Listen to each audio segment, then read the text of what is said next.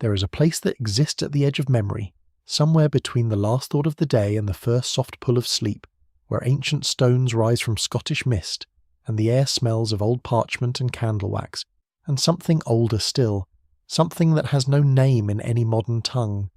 You have been to this place before, in dreams and in stories, in the quiet hours of childhood when the world felt larger and more mysterious than it had any right to be. You are returning to it now, not as a visitor, but as a scholar, as someone who wishes to understand not merely what Hogwarts is, but what it was, and what darkness and longing and brilliance shaped it into being across the long centuries before any child ever walked through its doors for the first time. There is no urgency here. There is no rush. The castle has stood for more than 1,000 years, and it will stand for 1,000 more, and the story of its making is one that rewards patience and stillness, and the kind of attention that only comes when the body is at rest, and the mind is allowed to wander freely through the corridors of history. So settle now into the quiet. Let the mist come in. Let the stones speak. The history that most witches and wizards learn about Hogwarts, School of Witchcraft and Wizardry, is a comfortable one, a story told in broad strokes and warm colours, the kind of founding myth that every great institution eventually constructs around itself to make its origins feel inevitable and ordained. 4 great friends, the tale goes, came together in a spirit of shared purpose and built something magnificent on a cliff above a Scottish loch, and for a time everything was harmonious and luminous and full of promise. It is a beautiful story. It is also, in almost every meaningful sense, radically incomplete. The truth of Hogwarts is older and stranger and more sorrowful than that comfortable version allows. It is a truth that must be approached the way one approaches any genuinely ancient thing, with patience, with humility, and with a willingness to sit inside complexity without demanding that it resolve itself into something simple. The castle that generations of students have called home did not arrive fully formed from the collaborative dreams of 4 enlightened founders. It grew, the way all enduring things grow, through conflict and compromise and loss, through choices made under pressure and relationships strained past the point of repair, through the slow accumulation of magic laid down by hands that were sometimes generous and sometimes desperate, and sometimes trembling with grief. To understand Hogwarts truly, one must begin not in the 10th century of the Common Era, when the school's founding is traditionally dated, but much earlier, in the long centuries of British magical history that gave rise to the conditions that made such a school not merely possible but necessary. The soil from which the castle grew, dark and rich and full of things that had been buried there for reasons that were never entirely explained.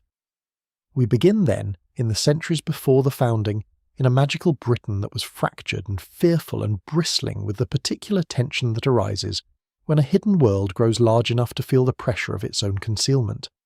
The wizarding communities of early medieval Britain were not a unified people. They were scattered across the island in clusters, in small settlements tucked into valleys and woodland clearings and coastal headlands, each cluster operating according to its own customs and hierarchies and traditions. Each one deeply suspicious of the others, and almost uniformly suspicious of the Muggle world that surrounded them on all sides, and was, as the centuries progressed, becoming less and less tolerant of those it perceived as different or threatening or touched by something it could not explain. Witch burnings, as any student of magical history will learn with a certain rueful familiarity, were an almost entirely ineffective form of persecution, given that a sufficiently skilled witch or wizard could perform a simple flame-freezing charm and endure the flames in perfect comfort, occasionally even enjoying what one medieval chronicler of the wizarding world described as a pleasant tickling sensation. But the intent behind those fires was real, and the social reality they represented, one of increasing hostility and fear from the non-magical majority, was pressing down on the wizarding world with a weight that grew heavier with each passing decade. It was into this world. Somewhere in the northern reaches of the island, in the high country where the wind comes across the moorland in long cold waves, and the light in summer lasts so late into the evening that the sky never quite reaches full dark, that the 4 individuals who had become the founders of Hogwarts were born and raised and shaped into the people they would eventually become. They did not all come from the same place, and they did not all come from the same circumstances, and understanding the particular texture of each of their origins is essential to understanding why the school they built together was always, at its deepest structural level, a place of both extraordinary unity and irreducible division. The two qualities were not contradictions. They were, as we shall see across the long centuries of the castle's history, simply the two faces of the same founding truth. Godric Gryffindor came from the west of England, from a region of rolling hills and ancient oak woodland where the old Celtic magical traditions ran deep in the ground alongside the roots of the trees themselves. He was, by all accounts, preserved in the fragmentary records that survive from his era, a powerfully built man with a quality of physical presence that those around him found difficult to articulate but impossible to ignore, the kind of person around whom the air seems to organise itself differently, as though space itself is paying attention. He was the child of a wizarding family that had, for generations, maintained what the records describe as cordial if cautious, relations with the Muggle farming communities that surrounded their lands, a disposition toward openness that was, in the climate of his time, considered by many of his contemporaries to be not merely naive but actively dangerous. The values he would later embed into the stone and magic of Hogwarts, courage and nerve, and a certain magnificent indifference to the opinion of those who counselled fear, were not abstract ideals he arrived at through philosophical reflection. They were the inheritance of his upbringing, the direct expression of a family tradition that had chosen, again and again across generations of mounting pressure, to lean toward the world rather than away from it. Helga Hufflepuff was, in the careful estimation of every serious magical historian who has examined the surviving evidence, the most underestimated of the four founders, both by her contemporaries and by the long tradition of institutional memory that the school itself would go on to construct. She came from the valleys of Wales, from a landscape of extraordinary green fertility, of river meadows and wooded hillsides, and the particular quality of light that falls in those valleys after rain, a soft and diffuse illumination that makes everything it touches look as though it has been gently considered. She came from a family that had, for as long as anyone could remember, been deeply embedded in the practical and agricultural life of the magical communities around them, people who grew things and preserved things and fed people and kept careful records of what worked and what did not, people who understood, at a level below conscious articulation, that the unglamorous work of maintenance and care and consistency was the invisible architecture upon which every more celebrated achievement was quietly built. Hufflepuff brought this understanding to the founding of Hogwarts in ways that would prove, over centuries, to be more fundamental to the castle's survival than any single act of bravado or brilliance. Rowena Ravenclaw came from Scotland, from the high country not far from where the castle would eventually be built, and she came with an intellectual appetite so vast and so restless that those who encountered it for the first time often described the experience in physical terms, as though standing near a fire warmed and slightly dazzled simultaneously. She was a woman of formidable learning in an era when learning itself was a contested category, when questions about what was worth knowing and who was permitted to know it were not merely academic, but carried genuine social and political consequence. The magical theory she developed during her lifetime would form the conceptual backbone of the curriculum at Hogwarts for centuries after her death. And the architectural innovations she contributed to the castle's design, including a famous moving staircase and a system of doors that responded to riddles rather than passwords, reflected a mind that was constitutionally incapable of accepting a static solution when a more dynamic and interesting one was available. She was also, the records suggest, a woman of considerable personal sorrow, though the precise nature of that sorrow belongs to a later chapter of our story. And then there was Salazar Slytherin, who came from the fens of England, from a flat and watery landscape of reeds and grey sky and the particular silence that settles over marshland in the long hours before dawn, a silence that is not empty but full of small and secret movements, of things sliding beneath the surface of still water, of presences that do not announce themselves. He was a Parselmouth, a speaker of the language of serpents, a gift that in his own time was regarded with a complex mixture of awe and unease by those around him, a gift that was understood to be ancient and rare and connected to magical traditions so old they predated any written record. He was also a man of penetrating intelligence and considerable charm, capable of great loyalty and genuine warmth toward those he had admitted into the circle of his trust, and the caricature of him that would eventually calcify in the popular imagination of the wizarding world. The cold and scheming villain who corrupted everything he touched, is a portrait so stripped of complexity as to constitute a kind of historical violence. Understanding what Slytherin actually believed, and why he believed it, and what he feared, requires setting aside that caricature entirely and looking instead at the specific historical pressures that shaped his thinking. Pressures that were, it must be said, entirely real. It was these four people, then, with their different landscapes inside them, and their different inheritances and their different ways of understanding what magic was for, and what it meant to be a witch or wizard in a world that was growing more dangerous for people like them with every passing year, who came together in friendship and began to dream of something that had never existed before. A school, a single place where young magical people from across Britain could come to be educated and protected and shaped into the witches and wizards they had the potential to become. The dream was beautiful. The friendship was genuine. And the fissure that would eventually split them open was already there, invisible in the first warm light of their collaboration, waiting with the patience of old stone for the moment when the pressure became sufficient to reveal it. The dream, then, had been spoken aloud,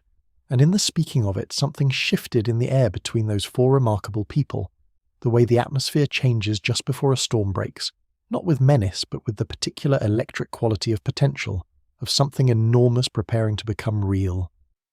But a dream, however luminous, is not yet a foundation. A foundation requires ground, and the question of where to build, of which piece of the ancient island would receive the weight and magic of what they intended to create, was not a simple one, and the answer they eventually arrived at was not arrived at quickly or without considerable deliberation about matters that went far deeper than mere geography. The magical landscape of Britain in the 10th century was not a blank canvas waiting to be written upon. It was already deeply inscribed, layered over millennia with the accumulated residue of magical events and practices and presences, some of them benign and some of them ambiguous, and some of them belonging to categories of power so old that even the most learned witches and wizards of the Founders' era could only gesture toward them with appropriate uncertainty. The island had been inhabited by magical peoples for as long as there had been people there at all, and the places where magic had gathered most intensely across those long centuries had a quality that those sensitive to such things could feel in the soles of their feet and the palms of their hands and somewhere behind the sternum where language runs out and pure sensation begins. These were places where the boundary between the ordinary world and something else had been worn thin by long use, where the air tasted faintly different and the light fell at angles that seemed to originate from no identifiable source. Rowena Ravenclaw, whose sensitivity to magical geography was as acute as her sensitivity to every other form of intellectual phenomenon, had been thinking about the question of location long before the four of them sat down together to make a formal decision. She had, in the years preceding the founding, undertaken a series of journeys through the Scottish Highlands that she recorded in a series of private journals, fragments of which survived the centuries in the collection of a wizarding antiquarian family, and were eventually, after considerable negotiation, made available to serious scholars of early magical history. In those journals she writes with a precision and a lyrical intensity that are simultaneously present and striking,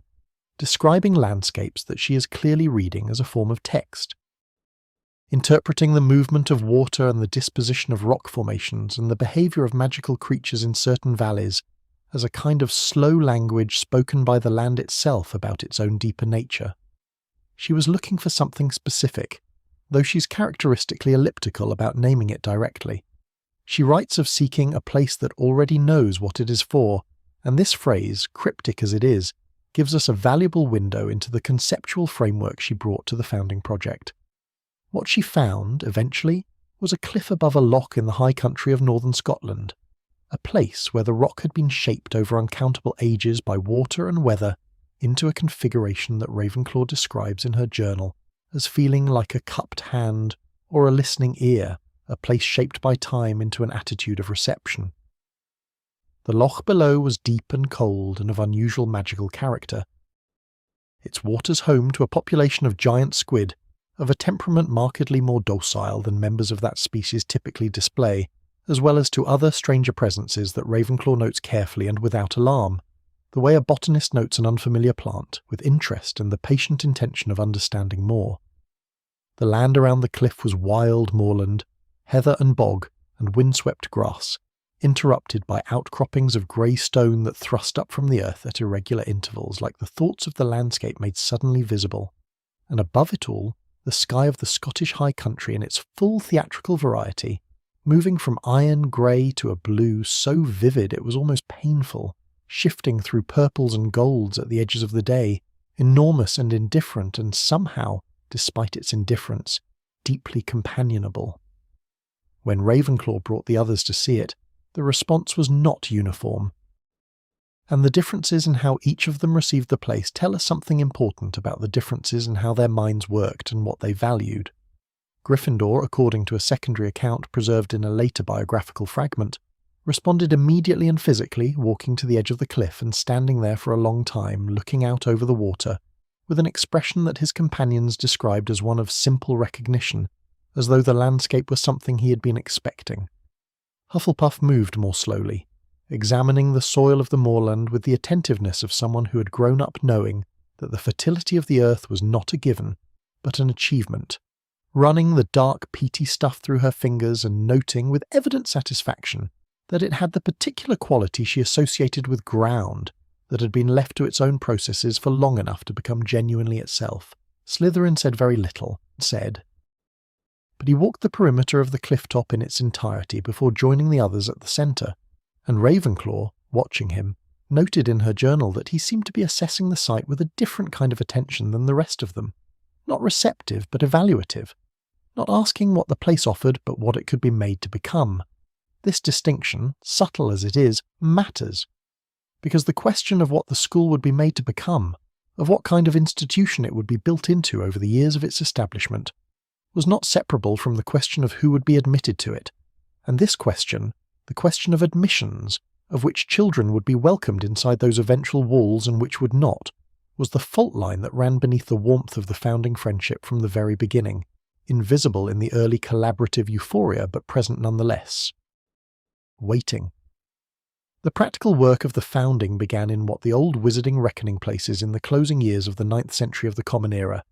though the precise dating is uncertain, and the scholars who have attempted to establish it with greater specificity have, over the generations, arrived at conclusions that disagree with one another by as much as 3 decades in either direction. What is clear from the available evidence is that the construction of the castle was not a single event but a process extending over many years, a layering and accumulation of magical architecture that grew organically, rather than according to a fixed plan, each stage of building responding to what had been built before and to the changing needs and evolving disagreements of the 4 people directing it. This organic quality is preserved in the castle structure even today, in the way its rooms and corridors do not conform to any rational architectural logic, in the way it adds and subtracts spaces according to principles that remain, after centuries of scholarly investigation, not entirely understood. The magic used in the construction was of a kind that is rarely attempted in the modern era,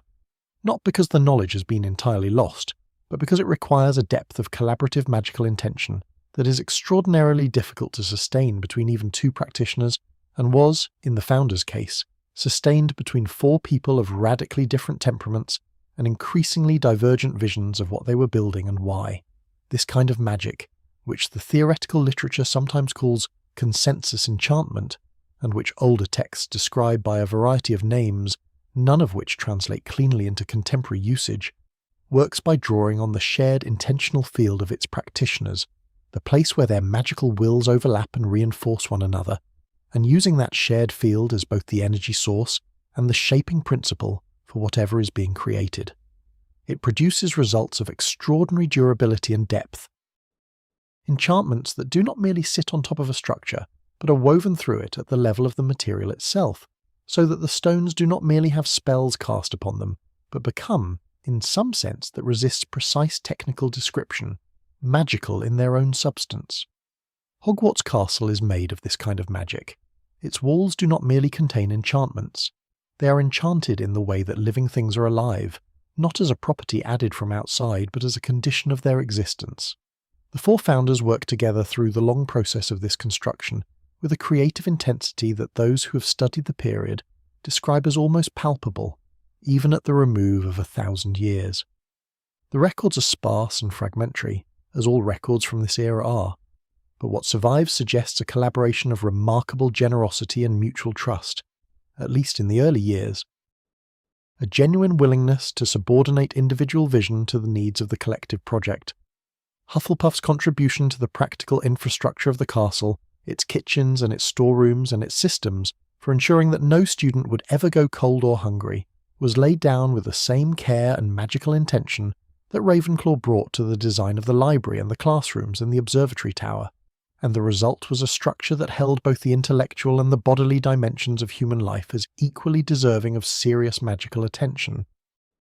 Gryffindor's work on the castle's external defences and its systems of concealment from Muggle eyes was complemented by Slytherin's contribution to the deeper protective enchantments, the layers of magic buried in the bedrock beneath the foundations that addressed threats of a more specifically magical nature, older and stranger dangers against which the courage and physical presence that Gryffindor's defences relied upon would have been of limited use. And it was in this division of labour, sensible and even elegant as it was, that the earliest visible traces of the coming fracture can be identified by those who know to look for them. Because Slytherin's work on the deeper enchantments was work he undertook largely alone, or in consultation with Ravenclaw alone, whose theoretical grasp of magical architecture was sufficient to engage meaningfully with what he was doing. Gryffindor and Hufflepuff, whatever their other considerable gifts, did not have the specific technical knowledge that Slytherin's contribution required, and so they were, in practical terms, excluded from full understanding of that layer of the castle's magic. This exclusion was not intentional, and it was not malicious. It was simply the natural result of the fact that different people knew different things. But it meant that buried in the foundations of Hogwarts, in the deepest and oldest layer of its protective magic, there was a chamber and a purpose that only one of the four founders understood entirely, and that this knowledge, kept not out of deception, but out of the simple logic of expertise, would become, in the years to come, a source of suspicion and fear so powerful that it would eventually be sufficient to break apart everything that four remarkable people had built together in the long, cold, luminous years on the cliff above the loch. The chamber that Slytherin had built into the foundations of the castle was not, in his own understanding of it, a secret. It was rather a thing that had not yet required explaining, the way a craftsman does not explain every joint and timber of a structure to those who will live in it, not from concealment, but from the simple assumption that the integrity of the work is self-evident, and that the technical details of its construction are properly the concern of the person who built it rather than a matter for general committee. This distinction, between what is kept private and what is actively hidden, between the natural discretion of expertise and the cold geometry of deception,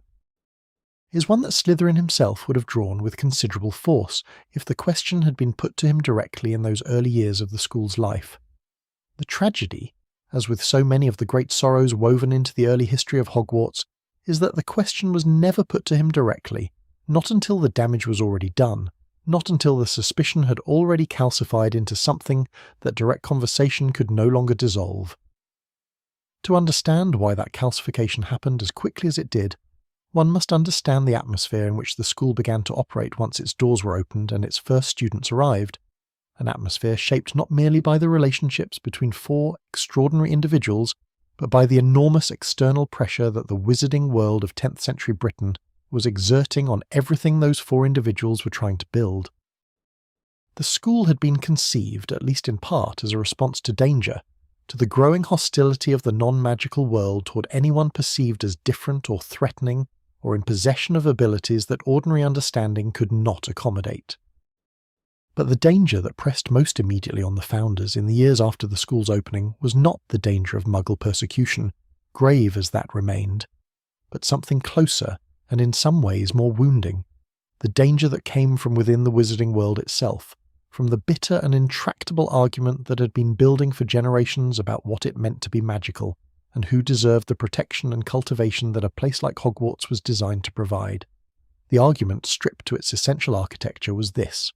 There were those in the wizarding world of Britain, and their number was not insignificant and their social standing was considerable, who held that magical ability was not merely a gift but an inheritance,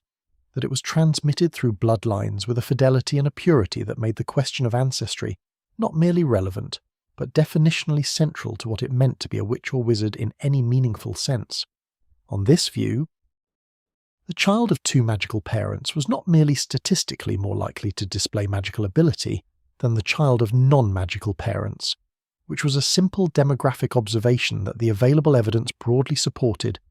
but was fundamentally, qualitatively different in the nature of their magic, in its depth and its authenticity, and its connection to the oldest and most powerful traditions of the craft. The child born to non-magical parents who nonetheless displayed magical ability, who arrived at the door of a school like Hogwarts from a world that had not prepared them for what they were, was on this view a kind of anomaly, an interruption in the proper order of things, someone whose magic was real in a technical sense but diluted, disconnected, lacking the rootedness in tradition that gave magical ability its fullest expression and its most legitimate claim to the privileges and protections of the wizarding world. This was not Slytherin's view precisely. The caricature of him as a simple blood purist, a man who hated Muggle-born witches and wizards with the reflexive contempt of someone who has never examined his own assumptions, is one that the surviving evidence does not support when examined with any care. What the evidence does support is something more nuanced and in some ways more interesting, a position that was shaped less by contempt than by fear, and less by fear of those who were different than by fear of what their presence might attract. Slytherin had grown up in the fenlands of England in a community that had, within living memory, experienced a sustained and devastating campaign of persecution by Muggle authorities,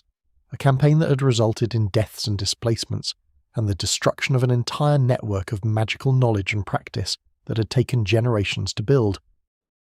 The specific texture of that experience, the knowledge of how quickly a wizarding community could be unmade when the non-magical world turned its full hostile attention toward it,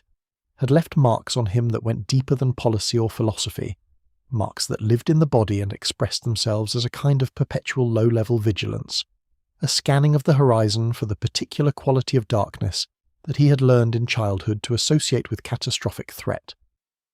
His argument against admitting Muggle-born students to Hogwarts was, at its core, an argument about exposure. Every child who came to the school from a non-magical family was a child whose parents did not know where their child was or what their child was learning, or what world their child was being initiated into. Every such child was a potential point of contact between the hidden world and the ordinary one, a thread that, if pulled, might unravel something that had taken tremendous effort and sacrifice to keep intact. He was not, or so the most careful historians of his thought argue, indifferent to the welfare of Muggle-born children who had magical ability. He was afraid that admitting them created vulnerabilities that the wizarding world in its current fragile state could not afford, and he believed, with the particular intensity of a man whose fear has been forged by genuine experience rather than mere prejudice, that the cost of that vulnerability would eventually be paid by everyone, by Muggle-born and pureblood alike, in suffering that a more cautious policy might have prevented. Gryffindor found this argument not merely wrong but morally intolerable, and he found it so with the full force of a character that was constitutionally incapable of accepting a position that required turning a child away from the place where that child most needed to be. His own family's tradition of openness toward the non-magical world had given him a framework for thinking about the relationship between the two communities that was almost the precise inverse of Slytherin's, one in which proximity and contact were not dangers to be managed, but the very conditions under which trust and safety were built over time. He had known, in his own life, Muggle families who had received magical children with love and bewilderment and a determination to understand something they had no framework for understanding, and the image of those children, standing at the boundary between two worlds with extraordinary ability and no guidance, was one he could not set aside for the sake of any argument about institutional security, however carefully constructed. Hufflepuff and Ravenclaw occupied, as they so often did in the debates of the founding period, a middle ground that was not the comfortable middle ground of people who have no strong opinions, but the genuinely difficult middle ground of people who can see the validity and the weight of arguments pulling in opposite directions and who refuse to resolve that difficulty cheaply. Hufflepuff's position was perhaps the most practically grounded of the four, rooted in her understanding of what a school was actually for at the level of daily human reality. She'd watched, in the early years of the school's operation, the Muggle-born students who had been admitted arrive frightened and disoriented and hungry for belonging, and she had watched them, over months and years, become witches and wizards of remarkable ability and genuine loyalty, to the community that had taken them in. The loss of what those students brought, the freshness of their perspective, their particular kind of courage in navigating a world they had not been born into, seemed to her not an acceptable price for any degree of additional security, but a genuine impoverishment of everything the school was trying to be. Ravenclaw's objections to Slytherin's position were of a different character, rooted in epistemology rather than ethics, in her deep skepticism about the theoretical framework underpinning the claim that magical blood carried quality as well as ability. She had examined this claim with the same rigorous and unsentimental attention she brought to every intellectual question, and she had found it, when subjected to proper scrutiny, to be not a conclusion supported by evidence but an assumption dressed in the borrowed authority of tradition, a story that powerful people found useful, and had therefore repeated often enough that it had acquired the false solidity of established fact. Her arguments against it were precise and technically sophisticated, and, to anyone with the intellectual honesty to follow them to their conclusion, essentially unanswerable. Slytherin, who was himself a man of considerable intellectual ability, understood the force of what she was saying. He did not change his position. This, more than any single other moment in the recorded debates of the founding period, tells us something essential about the nature of the conflict. It was not at its root an intellectual disagreement, and it could not therefore be resolved by intellectual means. The debates continued across the years of the school's early operation, sometimes surfacing in the open air of direct confrontation, and sometimes retreating underground into the cool corridors of unspoken tension, and the castle around them absorbed it all, as it absorbed everything, drawing the emotional residue of those arguments into its stones, the way old wood absorbs the sounds of the voices that have filled the rooms around it. The four founders continued to work together, continued to teach, continued to build and refine and improve what they had made, because the school itself was real, and its students were real, and the daily demands of running an institution of genuine complexity left very little space for the luxury of allowing a philosophical disagreement, however profound, to paralyze the practical work that needed doing. But something had shifted in the quality of the air between them. The warmth was still present, but it had become a warmth that required effort to maintain, a fire that needed tending rather than one that burned of its own generous nature. And in the foundations of the castle, in the deep chamber that only Slytherin understood fully, something waited in the darkness beneath the roots of the mountain, patient and perfectly still, biding its time with the absolute unhurried confidence of a creature that has been given, by its maker, all the time in the world. The fire that needs tending is a different thing from the fire that burns freely, and those who have kept vigil beside such a fire through the long hours of a difficult night will know the particular quality of exhaustion it produces, not the clean tiredness of honest labour, but something more corrosive, the weariness of sustained vigilance, of maintaining through conscious effort what was once effortless and natural. The founders knew this weariness. It settled into the daily life of the castle in the way that weather settles into a landscape, not as a single dramatic event, but as a gradual shift in the quality of light and air,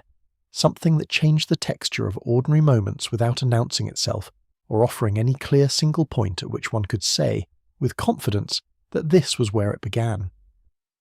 The students, of course, knew nothing of the debates that moved beneath the surface of their education like slow water beneath winter ice. To the children who arrived at Hogwarts in those early decades of its operation, the castle was simply the world, enormous and magical and full of staircases that changed direction, and portraits that offered unsolicited opinions, and a quality of enchanted atmosphere that made the air itself feel as though it were paying attention. They came from across Britain. These first generations of students from Muggle villages and wizarding settlements alike, travelling by routes that were deliberately obscure and varied, guided by the owls that carried their letters of invitation, and by the networks of trusted adult witches and wizards who served as informal guides for those who did not know the way. They arrived at the castle gates in all weathers and all states of preparedness, some of them having known about their magical ability for years, and having been carefully prepared by magical families for exactly this moment, and some of them having had no preparation whatsoever, having lived their entire previous lives in a state of bewildered awareness that strange things happened around them without being able to name or understand the force they carried in their own bodies. It was for this second group, the uninitiated, the children who arrived not merely without training, but without the conceptual vocabulary to describe what they were. That Hufflepuff reserved the deepest reserves of her extraordinary practical warmth. She had, in the years before the school's opening, thought carefully and at length about what it would mean for a child raised entirely outside the wizarding world to encounter it for the first time in the concentrated and overwhelming form of a 1,000-year-old magical castle, staffed by 4 of the most powerful witches and wizards of the age. She had thought about the specific texture of that disorientation, the way it would operate not merely at the level of intellectual confusion, but at the level of identity. The unsettling experience of discovering that the world is larger and stranger than you were told, and that you yourself are larger and stranger than you believed, that the odd things that happened around you in moments of strong emotion were not coincidences or malfunctions of ordinary reality, but expressions of something real and significant that lived inside you and was now, for the first time, being given a name. She designed, in response to this understanding, a system of welcome and integration that was so embedded in the daily rhythms of the castle's life that later generations of students experienced it without recognizing it as a designed system at all, experiencing it instead simply as the way things were at Hogwarts, the quality of warmth and inclusion that the castle seemed to generate of its own accord. The long tables in the great hall that brought every student together for meals regardless of which house they belonged to, the common rooms designed with the specific intention of creating spaces where different temperaments could find their own relationship to belonging, the system of older students paired with younger ones in the first weeks of term to ensure that no first-year student navigated their initial bewilderment entirely alone, all of these were Hufflepuff's contributions, practical and unglamorous, and so thoroughly successful that their success rendered them invisible. Which is perhaps the most reliable sign that a design system has achieved its purpose. Ravenclaw's contribution to the educational life of the early school was of a different character, more visible in the formal sense and more immediately celebrated, but no less carefully considered in its underlying architecture. She had spent the years before the founding developing a theory of magical education that was, for its time, radical in its assumptions about what learning was and how it happened, and what the relationship between student and teacher ought ideally to be. The dominant model of magical instruction in 10th century Britain, insofar as it could be called a model rather than simply an accumulated set of habits and assumptions, was essentially one of transmission, the idea that knowledge resided in the master and was transferred, through demonstration and repetition, and the occasional application of correction, into the student, who was understood primarily as a vessel to be filled rather than a mind to be developed. Ravenclaw found this model not merely pedagogically inefficient, but philosophically confused, built on a misunderstanding of what magical ability actually was and how it actually worked. Her alternative was rooted in her understanding that magical ability was not a fixed quantity that existed independently of the person who possessed it, and could therefore be transferred intact from one person to another, but was instead something that grew and developed and changed its character in response to the specific quality of the mind and will and emotional life of the individual witch or wizard. On this view, teaching magic was not a matter of filling a vessel, but of creating the conditions under which a particular kind of growth could occur, which meant that the teacher's primary task was not to demonstrate and transmit, but to observe and understand. To perceive with sufficient clarity and sensitivity what was particular and singular about each student's relationship to their own magical ability, and to design the educational encounter accordingly. This was a demanding vision of what teaching required, and it made demands not merely on the intellectual resources of the teacher, but on their patience and their perceptiveness and their genuine interest in the specific interior life of each student they worked with. It was, in other words, a vision of teaching that required the teacher to be genuinely curious about other people, which is a quality that is rarer than it ought to be among the highly gifted. Gryffindor's approach to the students was less theoretically elaborated than Ravenclaw's, but no less effective in its way. Built on a quality of direct personal engagement that students found both exhilarating and occasionally alarming. He had a gift for identifying in each child the specific form of courage that was native to their particular temperament, understanding that courage was not a single uniform quality, but expressed itself differently in different people, that the courage of the child who faced their fear in a dramatic confrontation was not more real or more valuable than the courage of the child who persisted quietly through discouragement, or who maintained their integrity under social pressure, or who told a difficult truth to someone they loved.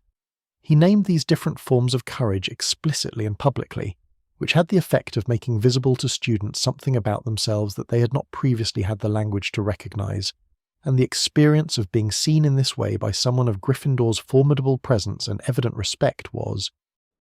for many of those early students, one of the transformative experiences of their education. Slytherin taught differently from all three of his colleagues, with a precision and an intensity and a quality of sustained expectation that some students found inspiring and others found withering, depending on the specific nature of their own temperament and their relationship to the experience of being held to a high standard. He did not, it must be said, teach only pure-blood students, or treat Muggle-born students with open contempt. The evidence does not support that portrait. What the evidence supports is something more complicated, a man who brought to his teaching the same fundamental anxiety that shaped his position on admissions, a vigilance about vulnerability and exposure that expressed itself in the classroom as an emphasis on discipline and concealment, and the careful management of how one appeared to the world. He taught his students to be precise and controlled and strategically aware of the impression they made on others, skills that were, in the context of a wizarding world that was genuinely dangerous, genuinely useful, and that many of his students, including some who came from Muggle backgrounds and who therefore understood viscerally what it meant to exist in a world that did not acknowledge your reality, recognized as valuable gifts. The school in those early decades was therefore a place of genuine educational richness, shaped by 4 different visions of what it meant to learn and to grow that were, in the classroom, largely complementary rather than competitive. The fracture was not in the teaching. It was not in the daily life of the students or the rhythms of the castle's operation, or the practical business of running an institution of this kind through the considerable logistical challenges of the era. The fracture was in the space between the founders themselves, in the conversations they had in the late evenings after the students were in their dormitories, conversations that returned again and again, with the inevitability of water finding its level, to the question that none of them could resolve and none of them could set aside. In the 23rd year of the school's operation, by the reckoning of those historians who have attempted to establish a reliable chronology of the founding period, the question rose from the level of recurring debate to the level of formal crisis. The precise triggering event is recorded differently in different sources, as is so often the case with the moments of rupture in the lives of institutions, each account shaped by the sympathies of its teller. What all the accounts agree on is that a confrontation occurred between Gryffindor and Slytherin of sufficient severity that it could no longer be contained within the private space of the founders' relationship, and began to make itself felt in the wider life of the school, in the tension visible in the great hall and the altered quality of silence in the corridors, and the way the castle itself seemed to respond to the emotional weather of its makers, its torches burning lower than usual, its staircases rerouting themselves with an unpredictability that exceeded even their ordinary variability, as though the building were reflecting in its own architectural behaviour the instability of the intentions that had originally shaped it. Slytherin left Hogwarts not in anger, or not in anger alone. He left in the particular kind of grief that belongs to a person who has watched something they helped to build become something they no longer recognise as the thing they built. A grief that has anger in it, but also loss, and underneath the loss a question that could not be answered. Whether the thing they built was ever truly what they believed it to be, or whether the version of it they had carried in their imagination was always a private construction, beautiful and entirely their own, that the real thing had only ever approximated. He walked out through the gates of the castle he'd helped to raise from raw cliff and ancient magic, and the stones, which held everything, held this too. The weight of his departure, the particular silence he left behind him, the shape of an absence that would take the form, in the years and centuries to come, of rumour and legend and fear. The silence that Slytherin left behind him was not the silence of resolution. It was the silence of a question that has been removed from the room before it could be answered. And anyone who has lived inside an institution that carries such a question unresolved will recognise the particular quality of that silence, the way it fills the spaces where direct conversation used to happen, the way it makes ordinary interactions carry a weight they were not designed to bear, the way the people who remained find themselves speaking more carefully and listening more intently, and choosing their words with a new and exhausting consciousness of everything those words might be heard to imply. The castle absorbed this silence as it had absorbed everything else, and if its stones could have been asked what they held in the years immediately following Slytherin's departure, the answer would have been not merely the magic of 4 founders, but the emotional residue of an incompleteness, a story that had ended before its proper conclusion, leaving behind it a specific kind of unease that is the signature of all unfinished things. The 3 who remained, Gryffindor and Hufflepuff and Ravenclaw, continued the work of the school with the particular determination of people who have invested too much in something to allow its difficulties to unmake it entirely. This determination was genuine and it was admirable, and it was also in the way of all determination that must work against grief, costly in ways that did not always show on the surface.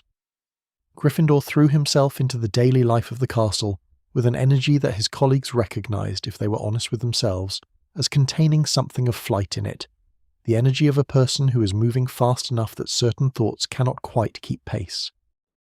Hufflepuff directed her considerable practical intelligence toward the task of ensuring that the students in her care felt none of the instability that was moving through the upper levels of the institution's life, insulating them from it with the same patient and unglamorous care with which she insulated everything she was responsible for from whatever threatened to disturb it.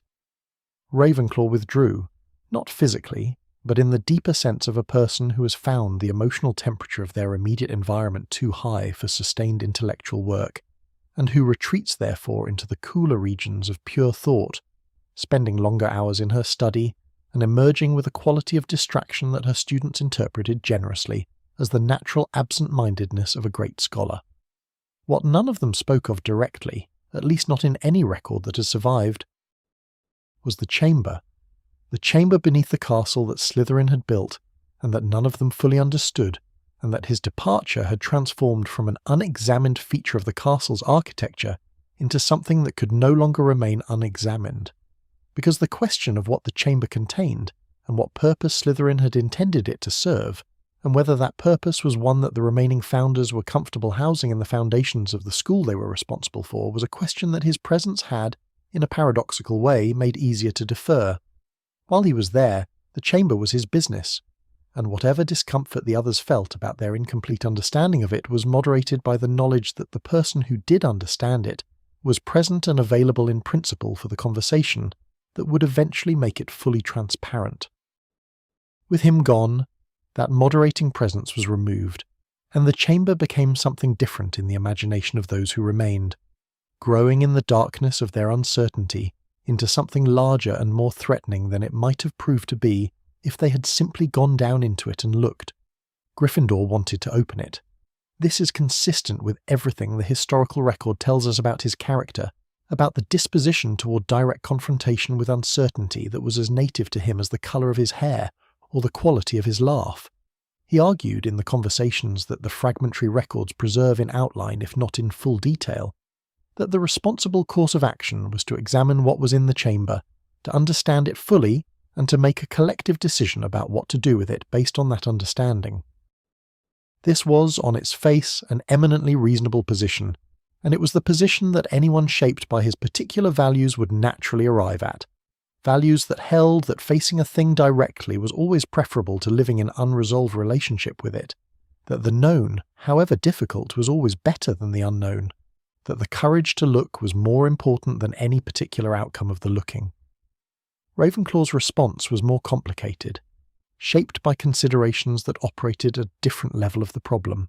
She had, in the years of the school's founding, been more deeply involved than either Gryffindor or Hufflepuff in the theoretical dimensions of what Slytherin was building in those lower chambers, and her understanding of it, while not complete, was sufficient to make her cautious about the idea of entering it without preparation and without the specific magical knowledge that Slytherin himself had brought to its construction.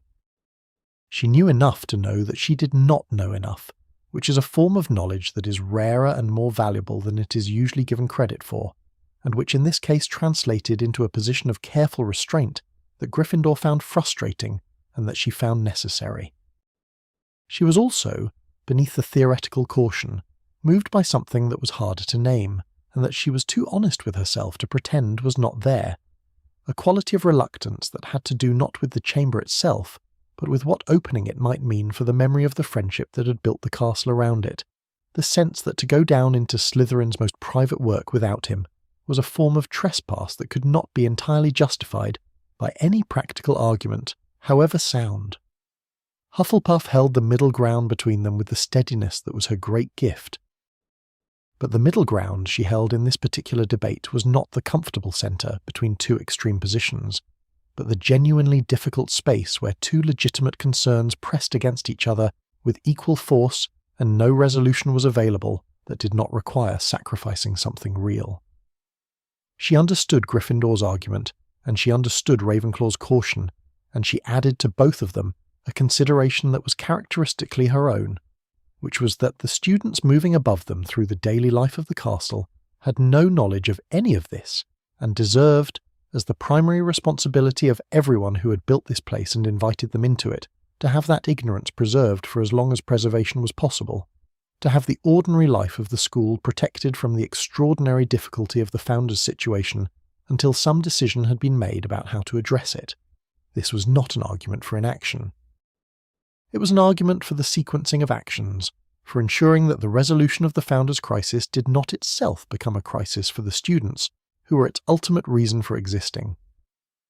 The debate continued, as debates of this kind do when the people conducting them are all intelligent and all principled, and all in possession of genuine reasons for their positions, without arriving at a clean resolution.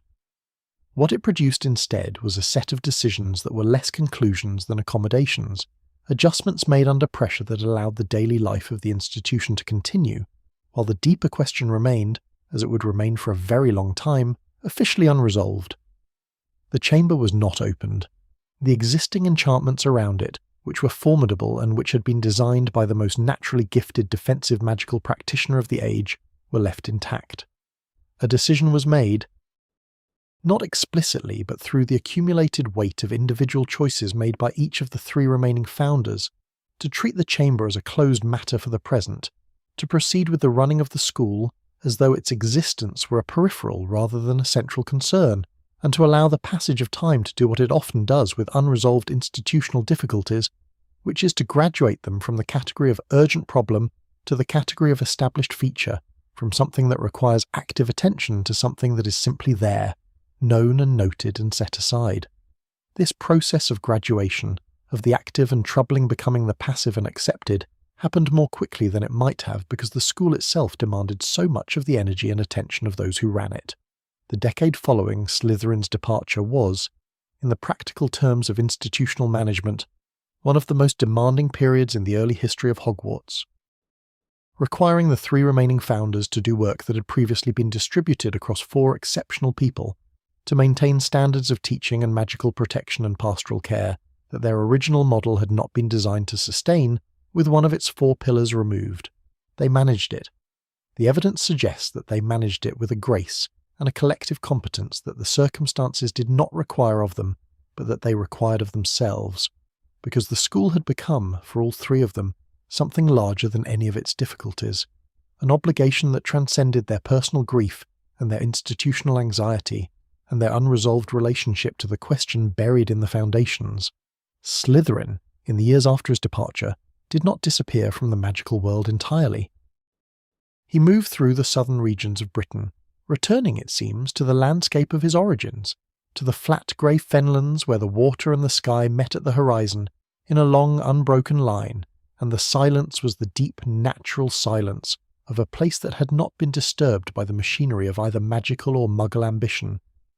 What he did there, and what he thought, and whether he ever found in that return to his origins something that resolved the grief of what he'd left behind, is not recorded in any source that has been found and authenticated. He did not, so far as anyone knows, attempt to build another school or to establish a rival institution. He did not, in the accounts that place him in various locations during this period, speak publicly about Hogwarts, or about the founders, or about the question that had driven him away from them.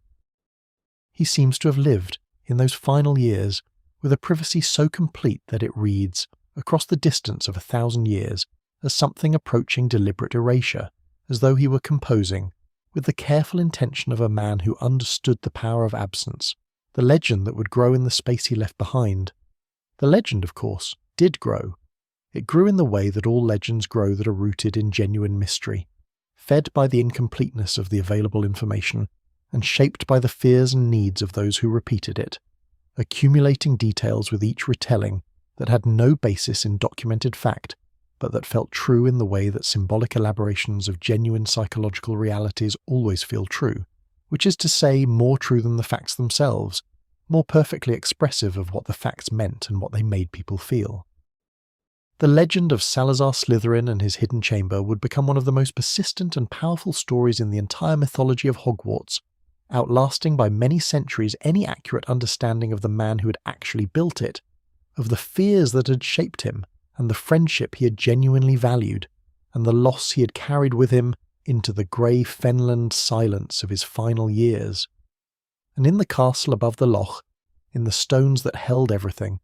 the chamber waited as it had always waited, with the patience of something that has been built to last and that does not require, for its own purposes, that anyone understand it. The legends that grow in the absence of accurate information are not random growths. They follow the logic of the fears and longings of the communities that cultivate them, taking the shape of whatever that community most needs to believe or most needs to dread, and the legend of Slytherin's chamber was no exception to this principle. In the generations immediately following the departure of the fourth founder, the story that circulated among the students and staff of Hogwarts was not yet the fully elaborated monster myth it would eventually become, not yet the tale of a hidden beast and a hidden heir, and a purging of the unworthy that later centuries would make of it. It was something simpler and in some ways more honest, a story about a room that no one could find and a man who had built it for reasons that no one entirely understood, and the particular unease that attaches to any space within a familiar environment that resists being known. Every old building has such spaces, places where the architecture does not quite account for itself, where a wall is thicker than it needs to be, or a corridor ends without explanation, or a door appears and disappears according to no principle that the building's inhabitants can reliably identify. In an ordinary building, these anomalies are merely curious. In a castle built from consensus enchantment, by four of the most powerful magical practitioners of an age, they carried a weight of implication that ordinary architectural oddity did not. The students of the first post-founding generations grew up inside this weight, without necessarily being conscious of it, the way people who live near the sea grow up inside the sound of it, so habituated to its presence that it ceases to register as a distinct sensation and becomes simply part of the texture of the world. The castle was full of mysteries, full of rooms that behaved unexpectedly and portraits that knew things they should not have known, and staircases that seemed to have opinions about where you ought to be going, and the mystery of the chamber was simply one mystery among many, distinguished from the others by the faint charge of adult anxiety that surrounded any mention of it in the presence of those who had known the founders, but not yet elevated to the status of institutional terror that it would later acquire.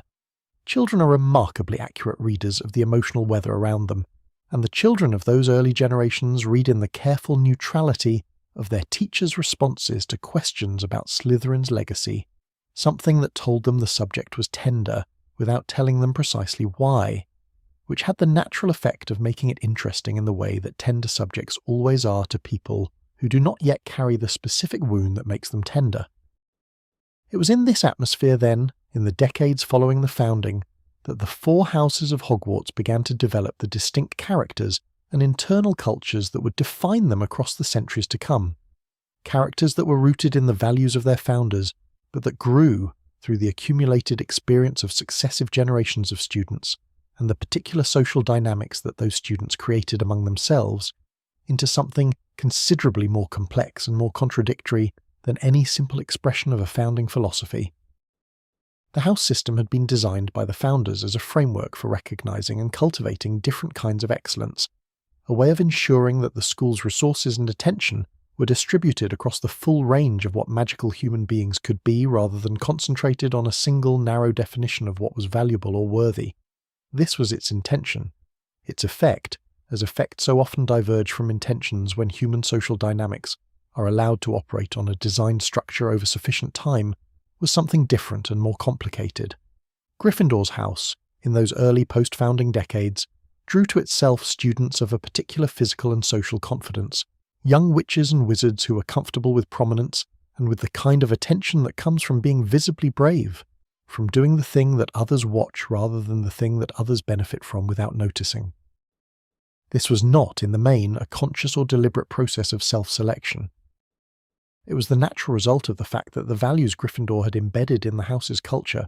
were values that expressed themselves most visibly in public and dramatic forms, and that young people who were drawn to public and dramatic forms of self-expression were therefore drawn to a house whose culture rewarded and celebrated those forms. The result was a house that was genuinely courageous in many of the ways its founder had valued, and that was also, almost inevitably, a house that had a complicated relationship with the forms of courage that did not look like courage from the outside.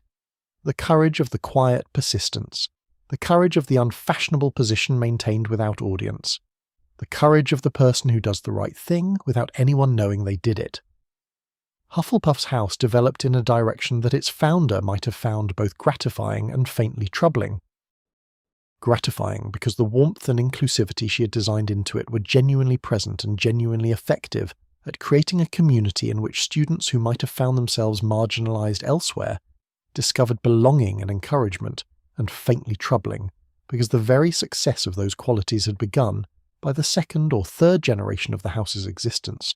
to produce a social dynamic in which the house's identity was defined primarily by what it received rather than what it offered, by its openness to those who did not fit elsewhere rather than by the specific and considerable strengths that Hufflepuff herself had understood as the core of her educational vision. The students of her house were loyal and hard-working and kind, and they were beginning to be perceived by the wider school community in terms of those qualities alone, without the corresponding recognition of the depth of practical intelligence and the capacity for sustained creative effort that their founder had intended those qualities to serve. This was a misreading, and it was a misreading that would persist and deepen across the centuries, becoming one of the most entrenched and consequential misunderstandings in the entire cultural mythology of the school. Ravenclaw's house attracted, from its earliest decades, students of intellectual appetite and creative restlessness, who found in its culture a freedom from the social expectations that governed the wider school in ways they experienced as liberating and occasionally as isolating in equal measure. The house had, from the beginning, a quality of internal diversity that the other houses did not quite match, because the category of intellectual curiosity is broad enough to contain people of radically different temperaments and social styles and emotional lives. And what united the students of Ravenclaw was less a similarity of personality than a shared orientation toward the life of the mind that expressed itself in enormously varied ways. This made the house's internal culture more complex and more interesting, and also more prone to the particular kind of conflict that arises between people who are all accustomed to being the most perceptive person in any given room, and who must therefore negotiate daily the experience of encountering someone who is as perceptive as they are, and perceptive about different things and in different ways. Ravenclaw herself had understood this challenge, and had designed the house's common room and its social rituals with it in mind, creating an environment that rewarded intellectual generosity and the capacity to learn from someone who knew different things, rather than rewarding the kind of competitive intellectual performance that mistakes superiority for understanding.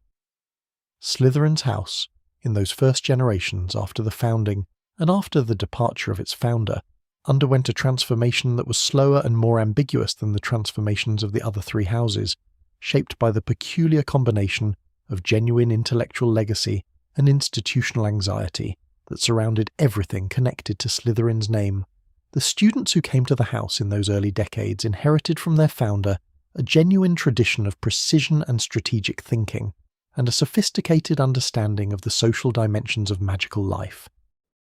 A tradition that had real value, and that produced across those early generations witches and wizards of considerable accomplishment and genuine contribution to the wizarding world. But they also inherited the unresolved question of Slytherin's departure, and the specifically painful version of that question that expressed itself within the house as an anxiety about belonging, about whether the values of the house were values that the wider institution genuinely respected or merely tolerated, about whether the students of Slytherin were full members of the community that Hogwarts claimed to be, or guests in a house that would always, at some level, regard them with the faint suspicion that had coloured the final years of their founder's presence there. This anxiety was not irrational. It was the accurate perception of a real dynamic, of the fact that the departure of Slytherin had not been a neutral event in the emotional life of the institution, but had left behind it a residue of mistrust that attached, with the unfairness of all institutional residues, to the students who came after, rather than to the individuals whose conflict had produced it. The students of Slytherin's house in those early generations had done nothing to deserve the quality of watchfulness with which some members of the wider school community regarded them. They were children, and they were navigating the particular difficulty of belonging to a house whose founder had left under circumstances that no one would explain to them fully, and that the legend-making tendencies of an institution under stress were already beginning to elaborate in directions that served the needs of the story more than the needs of the truth. It was within this complex of house cultures and institutional anxieties and the slow transformation of living memory into institutional legend that the remaining three founders aged and taught and watched the school they had built become something that was both more and less than what they had originally imagined. Gryffindor died first, in the manner that the sources agree on without agreeing on the specific circumstances, somewhere in the later decades of the 10th century, after a life of such sustained and generous expenditure of himself that those who attended his final years described him as a man who had given away everything he had, and found, in the giving, that he had more than he had known he possessed. Ravenclaw died some years later, and the accounts of her final period are coloured by a sorrow whose specific source is touched on only obliquely in the surviving records, a reference to a daughter and a lost diadem and a journey to a distant mountain that resolves itself in the telling as a grief so particular and so private that even the passage of 10 centuries does not make it feel like something that belongs to history, rather than to the person who carried it. Hufflepuff outlived them both, and the image of her in those final years continuing the daily work of the school with the same unhurried and unglamorous competence that had characterized her contribution to it from the beginning is perhaps the most quietly moving image in the entire history of the founding period. A woman who had understood from the start that the work of making a place where people could belong was never finished, and who had therefore never expected it to be finished, and who simply continued it, day after day, season after season, with the patience of someone who has made peace with the fact that the most important things are also the things that never arrive at a final completion. She tended the fire, and the castle, built from the shared intention of 4 remarkable and irreconcilably different people, continued to stand above the loch, holding in its stones everything that had made it, and everything that had nearly unmade it, open to the cold Scottish sky and to the generations of children who would come to it across the long centuries, each of them carrying their own version of the same essential human need, the need to be somewhere that knows what it is for. The castle that Hufflepuff tended in those final years of the founding generation was not a static thing, not a finished monument to a completed vision, but a living structure in the fullest sense that the word living can be applied to something built from stone and ancient magic, something that breathed and shifted and responded and grew in ways that its makers had intended, and in ways that surprised even those who understood it best. The generations of students who passed through it in the century following the deaths of the founders left their own residue in its walls, their own accumulated emotional and magical sediment, layering itself over the founding enchantments, the way geological strata layer themselves over bedrock, each generation adding its own particular quality of human experience to the total substance of what the castle was, thickening it, deepening it, making it more complex and more alive than any single act of construction could have produced. By the time the last direct memory of the founders had passed from living experience into institutional tradition, Hogwarts had already become something that could not be entirely explained by reference to what its makers had intended,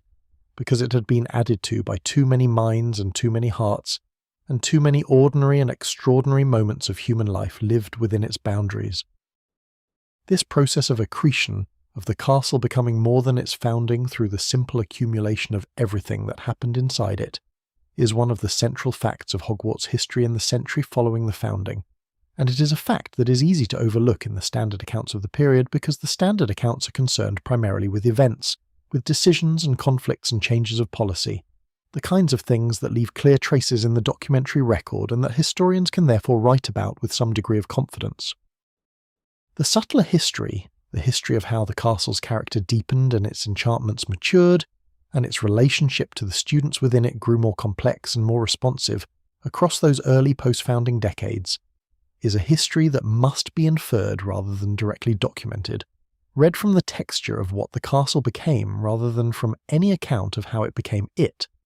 But it is not for that reason any less real, and those who have devoted serious scholarly attention to the question of what Hogwarts is and how it came to be, that way have found, consistently, that the century following the deaths of the founders is as important to understanding the castle's essential character as the founding itself. The head teachers who succeeded the founders in the governance of the school were, in the main, people who had been students at Hogwarts themselves, who had grown up inside the castle's particular atmosphere, and who carried within them, in the way that people carry the places of their formation, a felt understanding of what the school was and what it was for that informed their decisions in ways that went deeper than any explicit educational philosophy. This continuity of felt understanding was not a guarantee of wisdom, as the history of the early head teachers makes abundantly clear,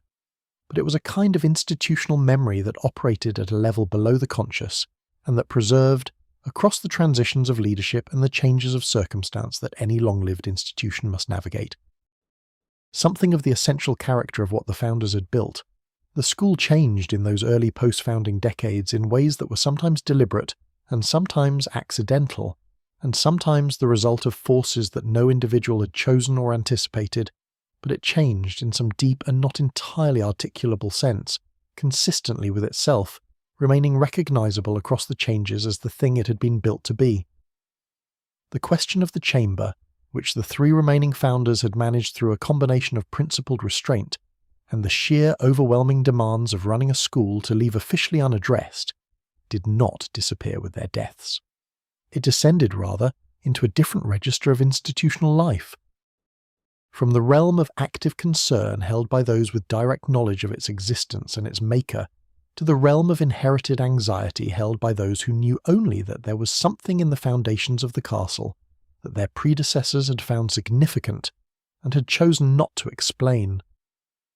This descent from direct knowledge to inherited anxiety changed the character of the question in ways that made it, paradoxically, both less urgent and more pervasive. Less urgent because the people who now carried it were not in a position to do anything about it even if they had wanted to, lacking both the specific magical knowledge that Slytherin had brought to its construction and the direct personal connection to the matter that might have given one of the founders the standing to address it directly. More pervasive because anxiety that cannot be acted upon tends to spread, to bleed into the surrounding territory of institutional life and colour experiences and perceptions that are not directly connected to its specific source, producing a generalised unease that is harder to name and therefore harder to address than a specific and localised concern. The staff and students of the school in those early post-founding generations were, in varying degrees and in ways that reflected their individual temperaments and their proximity to the various sources of institutional memory, aware of something unresolved in the foundations of the place they lived and worked in. Most of them were aware of it only in the way that people are aware of weather that is happening in a distant part of the country, as a fact of the world rather than an immediate experience, registered intellectually without being felt physically. A smaller number, those whose sensitivity to magical atmosphere was more acute, or whose position in the school gave them closer contact with the older layers of its enchantments, were aware of it in a more immediate and sometimes more troubling way, as a quality of presence in the lower levels of the castle that did not feel like the neutral presence of stone and old magic, but like something more specifically intentional, more specifically alive, in a way that they could not describe precisely, but that they did not find entirely comfortable. The portraits that had begun to accumulate on the castle's walls in the decades following the founding were, in this period, a more important source of institutional memory and institutional anxiety than they are perhaps given credit for in the standard histories. The practice of commissioning magical portraits of significant witches and wizards, portraits that preserved not merely the likeness but something of the personality and knowledge of their subjects, was well established in the wizarding world long before Hogwarts existed,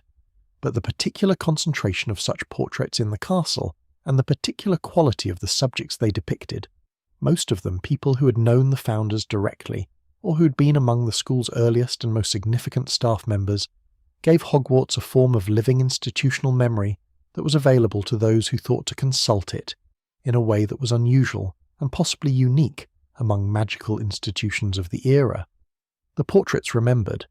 They remembered the founders as people rather than as legends, with all the complexity and contradiction that the legendary versions had smoothed away, and they were, if approached with the right questions and the right quality of patient attention,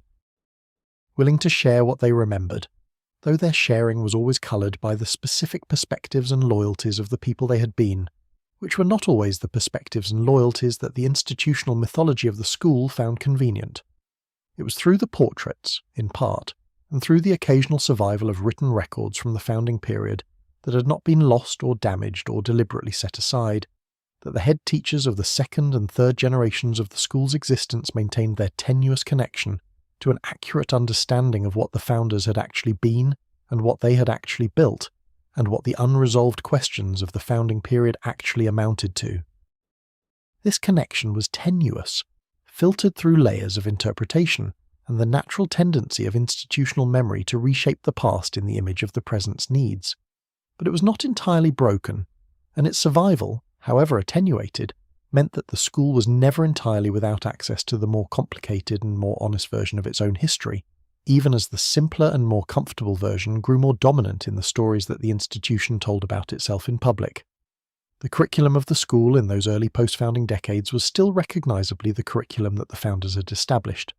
still shaped primarily by Ravenclaw's theoretical framework and by the complementary educational approaches that each of the four had contributed, but it was beginning to develop in directions that reflected the interests and emphases of the teachers who were now responsible for it. People whose magical educations had been shaped by the founders' approach, but who brought to the work of teaching their own particular areas of expertise and their own particular understandings of what the most important things were for young witches and wizards to learn. The subject that would eventually be known as the history of magic was, in this period, still being taught in a form that was closer to living memory than to formal historiography, as a set of stories passed from those who had known the relevant events to those who had not, carrying the warmth and the bias and the particular emphasis of direct experience, rather than the cooler and more systematic approach that the formalization of the subject would eventually produce. The stories told in those early history of magic lessons were, for this reason, closer to the truth of the founding in some ways, and further from it in others. Closer because they carried the texture of lived experience and the specific emotional reality of what had happened. Further because they also carried the distortions of personal loyalty and personal grief, and the very human tendency to make the stories of one's own past into something that reflects well on the people one has loved. It was during this same period, in the middle decades of the century following the founding, that the first significant changes to the castle's physical structure were made by hands other than those of its original builders.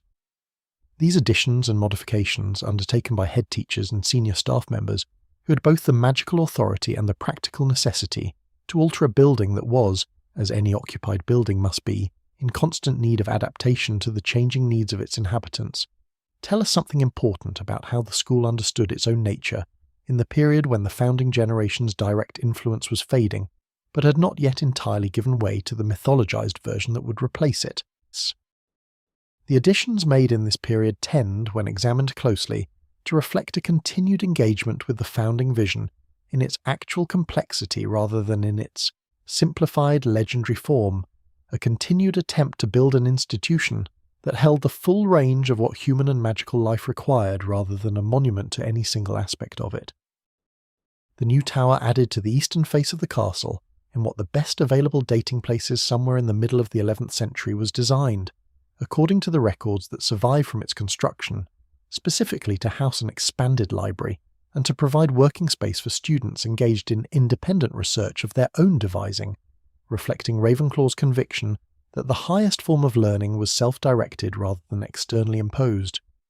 The expanded kitchen gardens that were laid out along the southern slope below the castle in approximately the same period bore, in their careful and generous design, the unmistakable influence of Hufflepuff's understanding of the relationship between physical nourishment and the capacity for intellectual and magical growth. The chamber, through all of this adaptation and growth and careful institutional tending, remained where it had always been, in the deepest foundations of the original structure, beneath the layers of everything that had been added above it, patient in the darkness that Slytherin had built around it and sealed with enchantments that the passing decades had not weakened, but had, if anything, made more impenetrable, as old magic tends to become not less, but more itself with the passage of time, more concentrated in its essential character, more absolutely what it was always intended to be. Above it the school breathed and grew and changed and remained itself, generation after generation of children moving through its corridors and filling its classrooms and sleeping in its dormitories, and going out into the wizarding world carrying with them the particular quality of formation that only Hogwarts could give, a quality that those who received it spent the rest of their lives finding difficult to describe and impossible to forget. And beneath it all, in the cold and patient dark, the thing that Slytherin had made continued to wait, as it had always waited, for the one who would come with the right voice and the right blood and the right terrible understanding of what it had been built to do. The thing that waits in darkness does not experience the passage of time the way that living creatures experience it, as a succession of moments each distinct from the last, each carrying its own particular emotional weight and sensory texture, accumulating into the felt sense of a life being lived in a specific direction. For the thing in the chamber beneath the castle, time was not a succession, but a condition,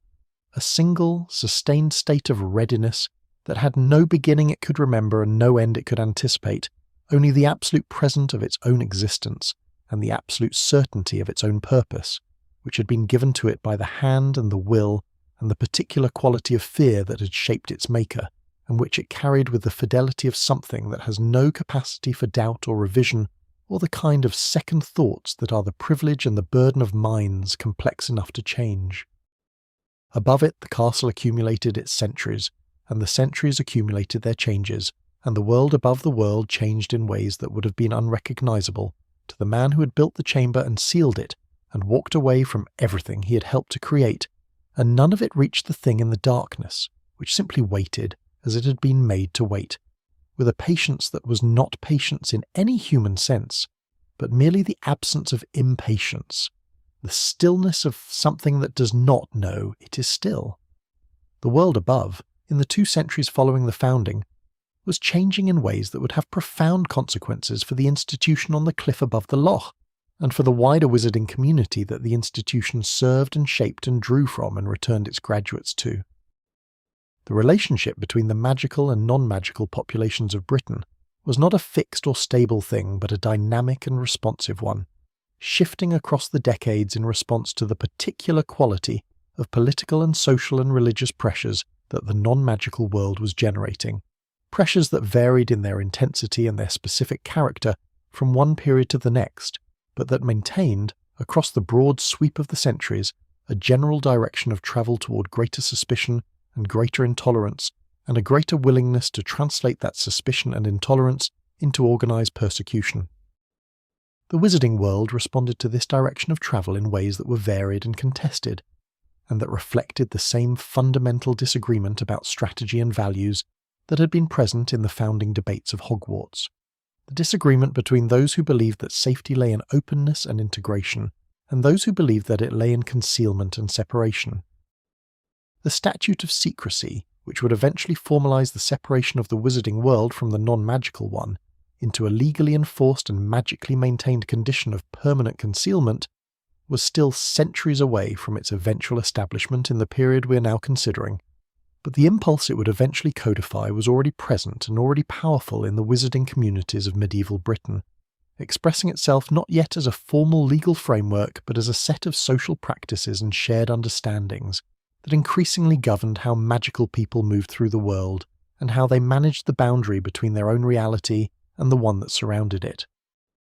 The students arriving at Hogwarts in the 11th and 12th centuries came from communities that were, in the main, more withdrawn from non-magical life than the communities of the founding period had been, communities that had learned, through the accumulated experience of several additional generations of persecution and displacement, and the specific kind of social violence that comes from being different in a world that has decided that different is dangerous, to hold themselves more carefully, to take up less visible space, to be more deliberate about who knew what about them and under what circumstances.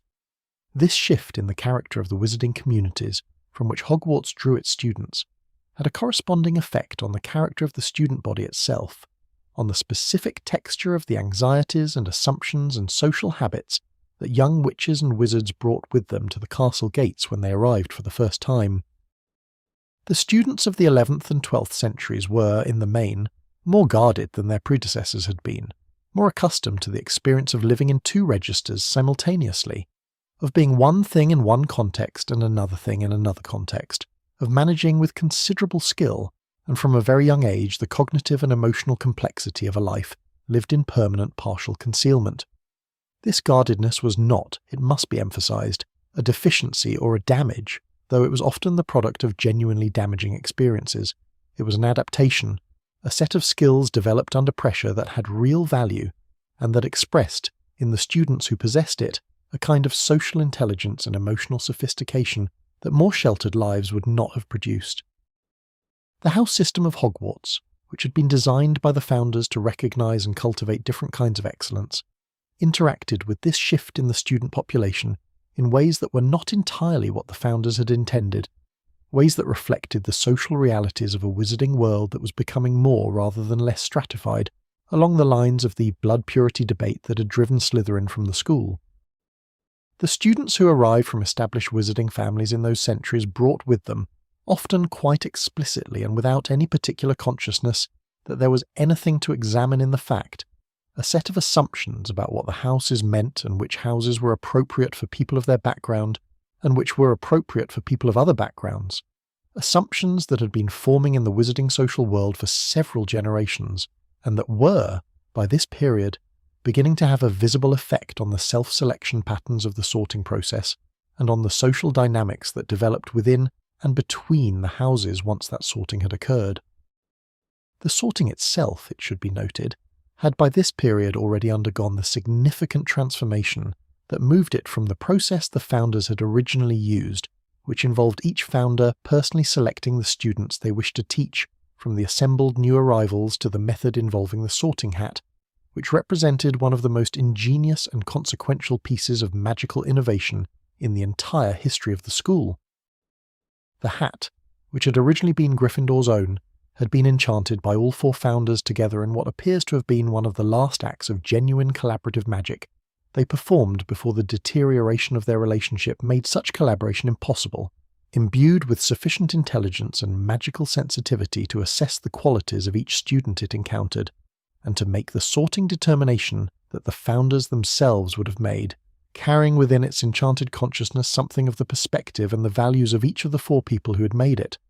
The hat was, in other words, a preserved form of founding consensus, a piece of magical technology that held in permanent form the collective judgment of four people who had not ultimately been able to maintain that collective judgment in their own persons, and which continued to apply that judgment to each new generation of students long after the people who had created it were gone. What the hat sorted for, and how its sortings reflected and reinforced and sometimes resisted the social assumptions that students brought to the castle with them, is a question that the serious study of Hogwarts history cannot avoid and cannot answer simply. The hat assessed qualities, the courage and nerve and chivalry that Gryffindor had valued, the patience and loyalty and fair-mindedness that Hufflepuff had valued, the wit and learning and wisdom that Ravenclaw had valued,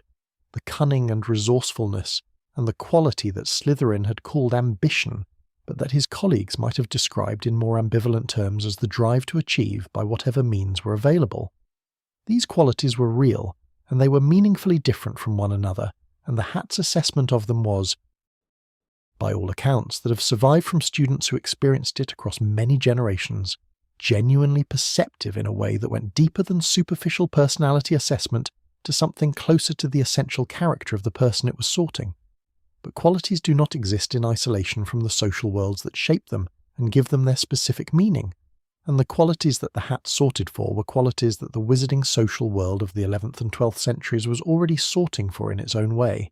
already attaching its own hierarchies of value to, already using to distinguish between those who were understood to belong to certain social positions and those who were understood to belong to others. The consequence of this overlap between the hat's sorting criteria and the social hierarchies of the wider wizarding world was not predetermined or inevitable, but it was, in retrospect, comprehensible. The students who arrived at Hogwarts from established wizarding families already carrying the assumption that their background destined them for Slytherin were, in many cases, students who had been raised in environments that cultivated precisely the qualities the Hat sorted for in placing students in Slytherin: the strategic awareness, the careful management of social positioning, the emphasis on achieving goals through intelligent navigation of existing power structures. And the students who arrived from Muggle backgrounds, when they arrived at all, which in this period was becoming less rather than more common, as the social pressure of the blood purity debate made itself felt in the practices of the institution as well as in the debates of the wider world, came without those specifically cultivated qualities, and often without the specific knowledge of wizarding social norms that would have allowed them to navigate the house dynamics into which they were sorted with the ease that their peers from wizarding families displayed. It was in this period, in the complex and pressured social world of Hogwarts in the century following the deaths of the founders, that the traditions and rivalries between the houses began to develop the character that would persist across the centuries, the particular quality of investment in house identity that made the house not merely a residential and educational grouping, but a primary social identity, a tribe with its own mythology and its own honour, and its own collective memory of past achievements and past grievances. The rivalry between Gryffindor and Slytherin, which would become the most charged and consequential of all the interhouse rivalries, had its roots in this period. In the specific social dynamics that made the values of those two houses feel most directly opposed to one another, and that gave their students the most immediate experience of what it meant to inhabit fundamentally different frameworks for understanding what was worth valuing and how one ought to move through the world. The rivalry was not merely a social game, not merely the healthy competition that the founders had imagined the house system might produce. It was a reenactment, in the daily life of students who knew nothing of the founding debates, of the unresolved question that had broken the founders' friendship, a question that the institution had never answered, and that continued therefore to organise the social life of everyone within it around the fault line of its own incompleteness. The head teachers of this period, navigating the school through these compounding social complexities, while also managing the practical challenges of running a large magical institution in a world that was becoming increasingly hostile to magical life in all its forms, were people of considerable ability and considerable stress, and the records of their tenure, fragmentary as they are, suggest men and women who were doing their honest best with a set of problems that had no clean solutions, and that resisted the kind of direct address that the founders might have applied to them, because the founders had possessed both the authority and their personal connection to the institution's deepest questions that their successors could not replicate. The chamber remained undisturbed through all of it. Through the social ferment in the changing student body, and the intensifying external pressures, and the gradual calcification of inter-house dynamics into something that looked less like the founders' vision, and more like a reflection of the wider wizarding world's own unresolved conflicts about who belonged and who did not, and what magic was for and who had the right to use it. It remained undisturbed, and the legend around it grew, and the school above it continued to be what it had always been, imperfect and essential and more important than any of its imperfections, a place that held the door open, year after year, for the children who needed most to come through it. The door that Hogwarts held open was not always easy to find, and in the centuries following the deaths of the founders it became, at certain periods and under certain pressures, considerably harder to find than the founders had intended. The institution's commitment to openness, to the idea that magical ability rather than magical ancestry was the proper criterion for admission, had never been absolute even in the founding period, shaped as it was by the unresolved tension between Gryffindor's expansive vision and Slytherin's fearful caution, and in the centuries after the founding that tension did not resolve itself but instead settled into the institutional fabric of the school in a way that made it less visible and therefore more durable, less a subject of active debate and more a background condition of how things were. A set of assumptions so deeply embedded in the practices and expectations of the institution that they no longer required defending because they no longer required justifying, having achieved the particular authority of things that have always been done a certain way and that therefore appear to require no further explanation. The 12th century brought to the wizarding world of Britain a set of external pressures that accelerated the existing tendency toward withdrawal and concealment,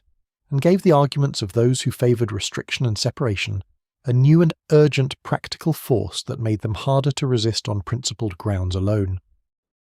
The Crusades and the particular quality of religious fervour they generated in the non-magical world had effects on the wizarding communities of Britain that were both direct and indirect. Direct in the sense that the heightened religious intensity of the period translated in some regions into renewed and more organised persecution of those perceived as practitioners of forbidden arts, and indirect in the sense that the general atmosphere of ideological certainty and the willingness to use violence in the service of that certainty that the period produced created a social environment in which the already cautious wizarding communities became more cautious still, drawing their boundaries more carefully and policing the edges of their concealment with a vigilance that had not previously been necessary in quite the same sustained and systematic way. The magical world was not unchanged by the world that surrounded it, had never been unchanged by it, despite the persistent mythology that suggested the two communities existed in a kind of pure separation from one another, each proceeding according to its own logic without reference to the other. They were always interpenetrating, always affecting one another through the thousand small channels of daily life that no amount of deliberate concealment could entirely close, and the pressures of the 12th century moved through those channels as all pressures did,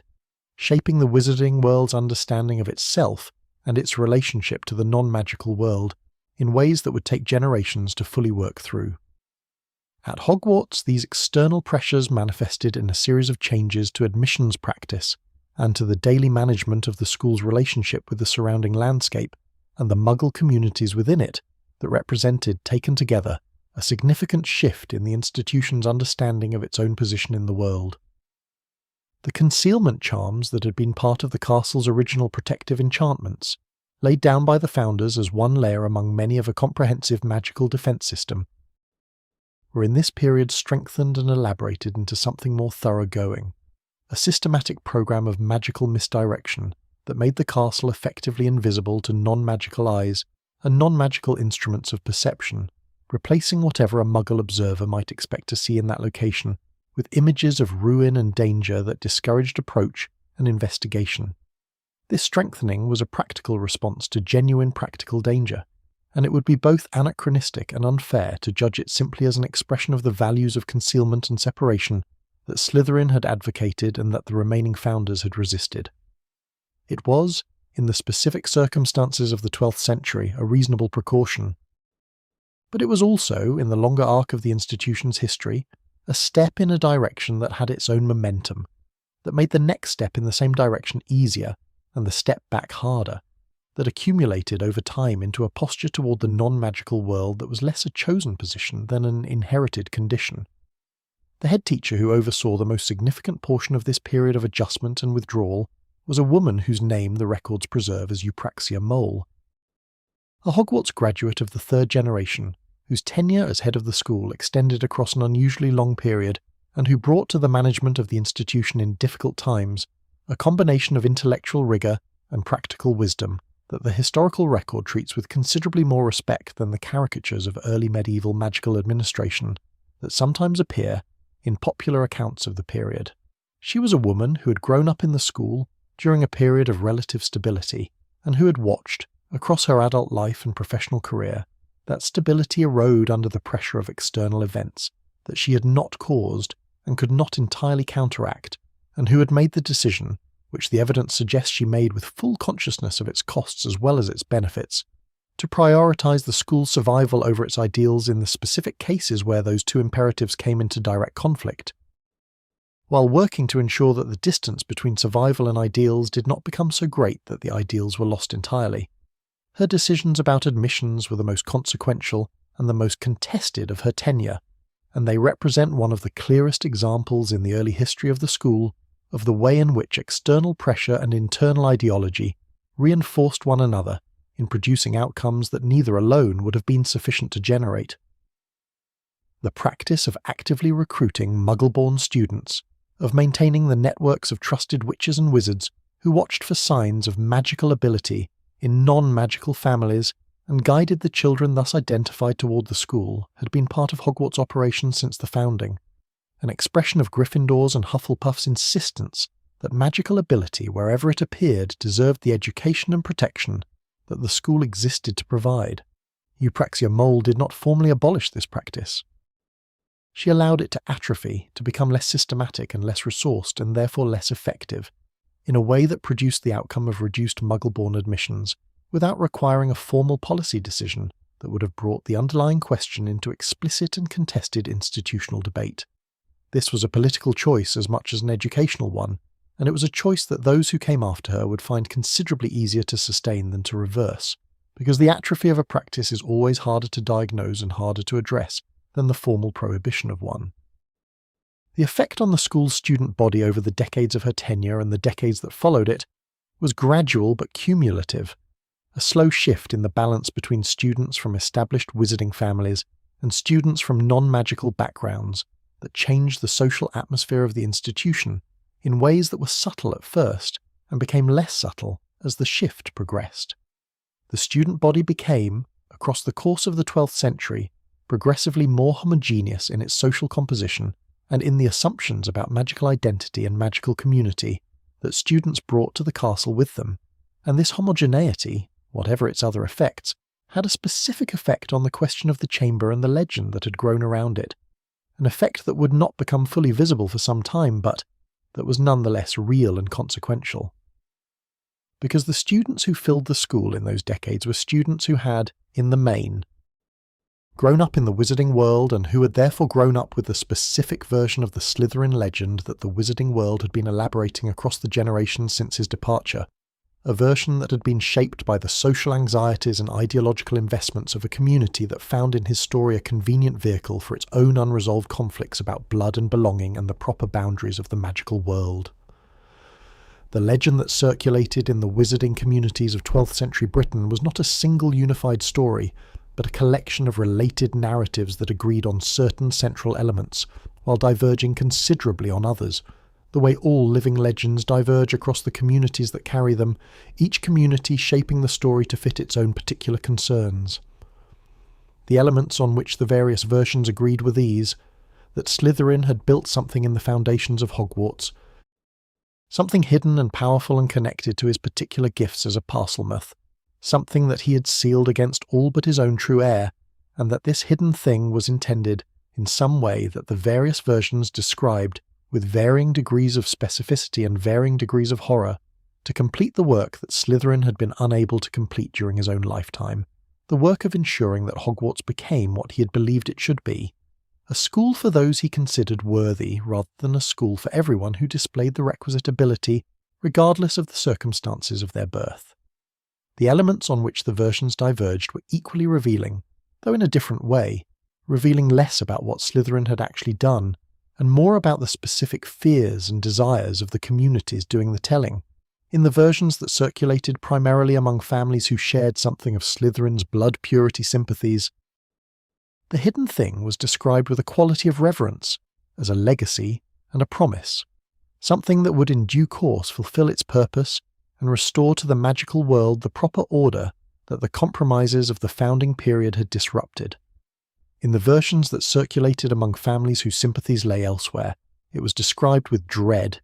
as a weapon or a trap or a form of judgment, something that waited in the dark to punish those who did not belong, a monster in the most literal sense, hiding beneath the place where children slept and learned and trusted that they were safe. Both versions agreed, in their different emotional registers, that the thing was there. Both versions agreed that it was waiting. Neither version had any reliable information about what it actually was, and neither version showed much interest in that absence of information, being more concerned with what the story meant than with what it described. The story reached the students of Hogwarts through the channels by which all such stories reach children, through the older students who had heard it from their families and brought it to the castle with them as part of their social equipment, through the portraits that could be induced by the right combination of patience and persistence, to speak about matters they would not ordinarily address in the presence of staff members, through the particular quality of the castle's own atmosphere in its lower regions, which those who were sensitive to such things had always found distinctive in ways they struggled to articulate, but that the legend provided, however inaccurately, a ready framework for understanding. The story circulated in the dormitories and the common rooms and the less frequented corridors, passed from older students to younger, with the particular seriousness that children bring to stories they have decided are true, gathering detail and emotional intensity with each telling, becoming more elaborate and more frightening and less accurate as it moved further from whatever original source had given it its initial impetus. The head teachers of the period were aware of the story's circulation and addressed it, when they addressed it at all, with a combination of official dismissal and private concern that was not entirely dishonest, but was not entirely transparent either. Official dismissal because acknowledging the possibility that the legend had a genuine foundation would have raised questions about the school's safety and about the conduct of its founders that the institution was not well positioned to answer, and that the responsible management of a school full of children did not seem to recommend raising. Private concern because those among the senior staff who had the deepest familiarity with the castle's enchantments and its history knew that the legend was not simply an invention, that it was rooted in something real, even if the real thing was considerably more complex and considerably less straightforwardly menacing than the legend made it appear. The gap above the loch, in the high cold country where the light comes and goes with the unhurried patience of something that has never needed to hurry, the castle stands as it has always stood, holding in its walls everything that was poured into them across the long centuries of its making, the brilliance and the grief and the friendship and the fracture, the dreams of 4 remarkable people who could not entirely agree on what they were building, but who built it anyway, out of love for something they could only partially articulate, something that had to do with the children, always with the children, with the ones who arrived frightened and became themselves within these walls. You have walked through those centuries tonight, through the mist of the founding and the silence of the departure, and the long patient work of the generations who tended what they had inherited. You may rest now inside that same patience. Let the stones hold what they have always held. Let the loch lie still beneath its dark sky. Let the candles burn low in the corridors where no one is walking tonight. The castle knows what it is for, and so, in this quiet moment, do you. Sleep now. You are somewhere safe. The door is open, and the light inside is warm, and you have always belonged here.